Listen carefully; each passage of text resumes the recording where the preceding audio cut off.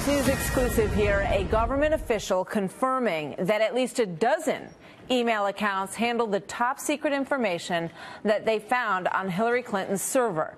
You may remember those emails were recently deemed too damaging to national security to be released in any way, shape, or form for people to look at. Joining me now, Judge Andrew Napolitano, Fox News senior judicial analyst. Judge, good morning. Good to have you here. Great reporting by Catherine Herridge on this. What have we learned? We have learned from Catherine and our colleague Pamela Brown and their sources that Mrs. Clinton's top aides regularly received from Mrs. Clinton via her private server top secret emails. These are emails which the aides lacked the security clearance to receive. So this tells us a couple things. One, Mrs. Clinton was so reckless in the manner in which she sent out top secret emails, knowingly sending them to people who weren't authorized to receive them.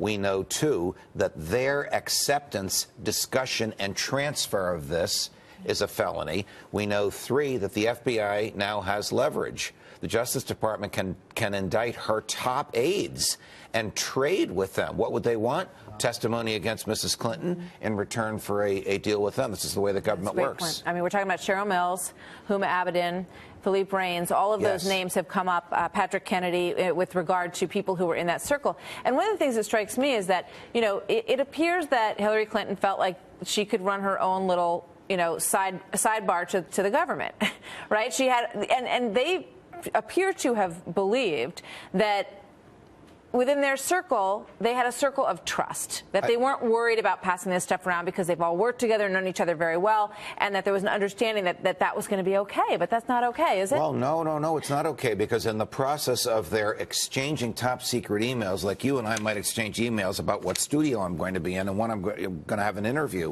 with you, they wittingly or unwittingly, and under the law it doesn't matter, wittingly or unwittingly, exposed the nation's most important secrets to persons who would cause us ill when they get those secrets. Let me tell you what the FBI is not able to find: an email account at the State Department in Mrs. Clinton's name. Yeah.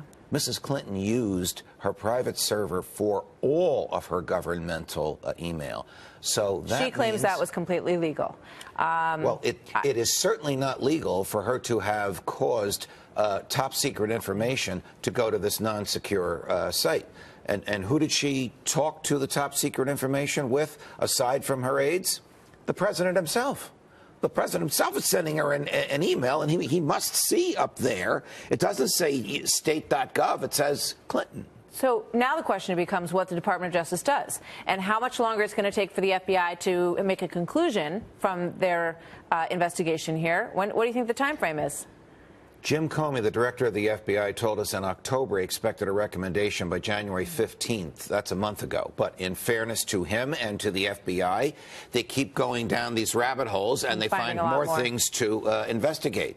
The investigation alone about whether or not she gave favors to foreign governments who hired her husband to give speeches and contributed to the Clinton Foundation, that investigation alone has hundreds of thousands of pages of documents in it. So the FBI's goal, I believe, is to make a discrete set of recommendations at one time. They're in no rush. They're not political. Their eyes are not on the Bernie Sanders-Hillary Clinton race. Their eyes are on the national security and the criminal laws of the United States of America, which they have sworn to enforce and uphold. Both sides, feel that Jim Comey is a person of great integrity and that he will make the recommendation based on what his investigation finds. I would echo that view. What happens after that? Well, then it's a decision for the Attorney General, Loretta Lynch. She may feel she has a conflict because of her political contributions. She may call this politically. She may call it on the straight and narrow. If she rejects a recommendation from the FBI to indict, the repercussions against Mrs. Clinton will be, in my view, as catastrophic to her political views as if her political career as if she had been indicted. Judge, thank you.